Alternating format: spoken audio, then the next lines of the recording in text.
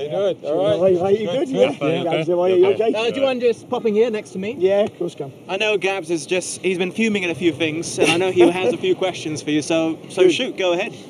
Yeah, so Dean, from watching the first half today, the tactics looked spot on. I think defensively, Villa looked very good today, and also they had a threat going forward. What did you think of it? Yeah, I mean, the idea was to put Douglas in was, although we've won the last two games, we've actually conceded a lot of shots on our goals, so we wanted to shut up shop a little bit against Manchester City because they've got goals in their team. Yeah, definitely. And I thought we've frustrated them at times.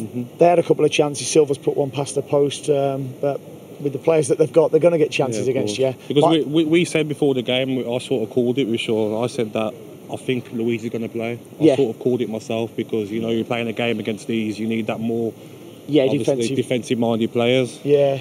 At what point did you decide throughout the weeks, or whether it's 4 weeks away, knowing you got the City game, did you think, I'm going to play two, or I'm going to play the two holding player, or actually I'll match City up? Like, at what point did you decide with your tactics against City? After the Brighton game, I can only move from game to game. Yeah. You know, so after the Brighton game, we're then looking at Manchester City. We all know how they play because we're watching them week in, week out, and I just felt that Douglas Luiz for us would be a good player because he can go forward, as you saw today, and he can create things. He's not just one who's going to sit in there, but he's one who I knew could handle the ball. And you need to handle the ball in tight situations against Manchester City, and he did that very well for us.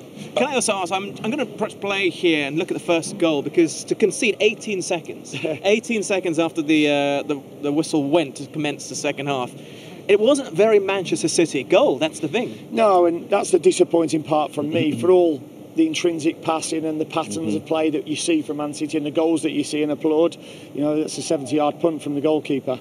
And we've actually worked it really well to push it, force them back to the goalkeeper. Tyrone Mings should win the header comfortably, but then Fred Gilbert should be in a better position defensively in case he misses it. You give Raheem Sterling, top players like him, chances like that and they're going to score.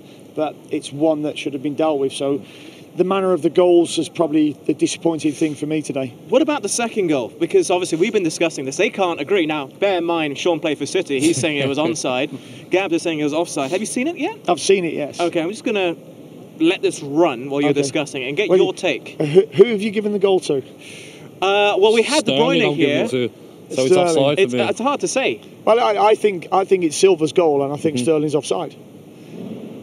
And listen, I'm a City fan, and we all know that. And I said I could also see an argument why it's given off. Yeah. So I said, as a City fan, I'll take that. But I can see why they'll say Sterling is offside. So and that's the great thing about but it's the game. not that picture. It's when Silva touches the ball. Now he's offside. Sterling is offside, and he's blocking the view of the keeper. He's blocking the goalkeeper. So the goalkeeper, listen, he might not save it, but you've got to give him the opportunity to react, because that's the rules of the game. Like I said, 50% of the time that goal is going to be offside. Yes. Do you know? So it's frustrating for Villa to concede a goal like that. But we're told with VAR that the productivity of the results are going to be better now. For me, that's offside. It has been officially been given to De Bruyne, which is why Silva. That might be a get out of jail card for the officials. Yeah. You didn't touch it, son. You didn't touch it. Do you find it surprising that they haven't used the monitor at all this season when it comes to VAR decisions? The referee on the field, that is. I think it's a decision that PGMOL have made early on and said we don't want our referees going over to the side. We're going to trust the voices upstairs. I mean, there's been a few VAR decisions today. There was 2 balls for Man City in the first half. I think 2 for us in the first half as well. I never expected any one of them to be given because they're subjective decisions that should stay on the field. Because VAR has hurt you this season as well. So it's hurt us again by the look of it as well. I think they owe us about 5 goals VAR, so hopefully we get them soon. It could well be. I mean, I guess you just got to pick your players up after this and focus on the next fixture. To be honest, it won't take an awful lot. I mean, I've just said in there, we can learn lessons from today, but we can also learn from City and how they play. I mean, they use the space behind your back line so well. Raheem Sterling's timing and speed of his running, but without the ball as well, they get a shift. They're so compact and they move so quickly to force you backwards all the time when you think you've got opportunities. So we can learn an awful lot from what they do, and it's best practice because they're one of the top teams in Europe. Out of interest, speaking of top teams, would you find it harder to prep and get yourself ready for a game away to Liverpool or away to Man City? They are the top two favourites for the title, obviously. Yeah, they're both really tough. I mean, this is only in my opinion. I think Man City are the best team in Europe going forward. I just think they've got so many intricate players that can open you up. And I think Liverpool, on the other flip side of it, are the best team without the ball.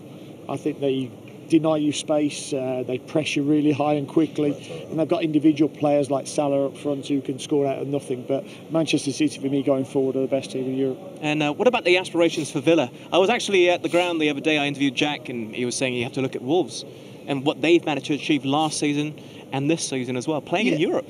Is that what you're targeting? Well, our target is to just improve each game.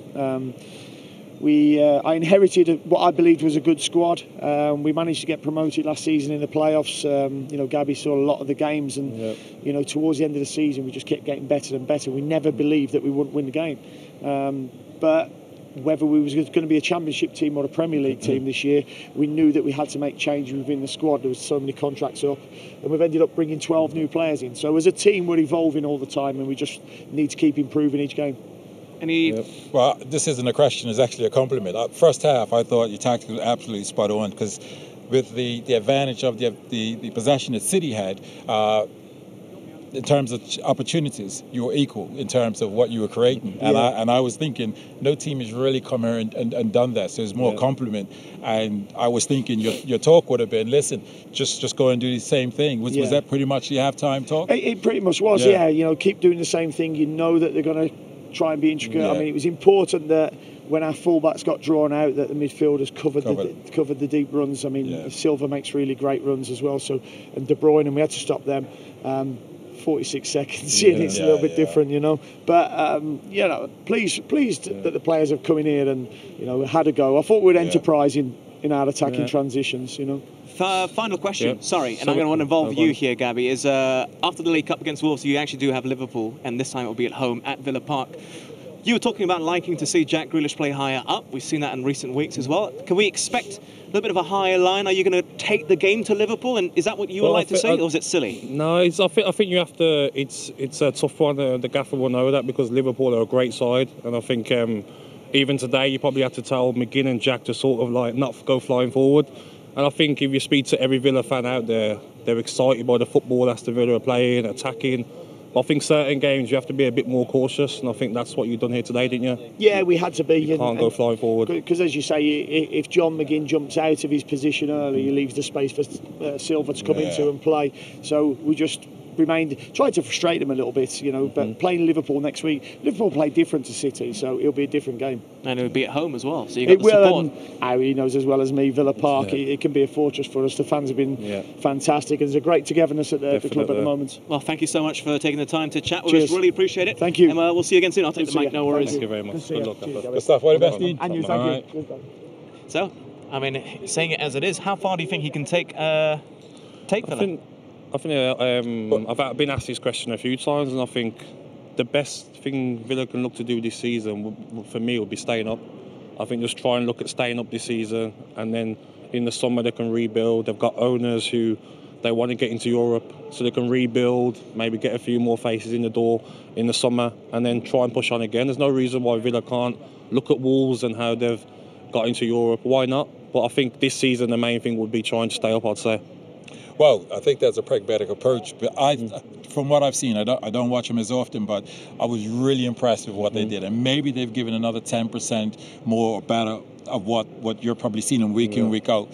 But I feel certain that they can be a team that can be somewhere around between 13th and 9th. Somewhere, definitely. I feel they can comfortably do that. And with a good, strong run towards the end of the season, they may be even to battle that, because I saw a really good team out there, certainly in the first half. Well, don't you think that, I think as a team, I don't think the manager would want to put too much pressure on the players to look that far ahead. I think as a club, it took 3 seasons to get back to the Premiership. I think they want to sort of let's stay up. Just stay up. That'll and be the word. Stay up as soon as possible, so the quicker we can get to 40 points, the better, I think.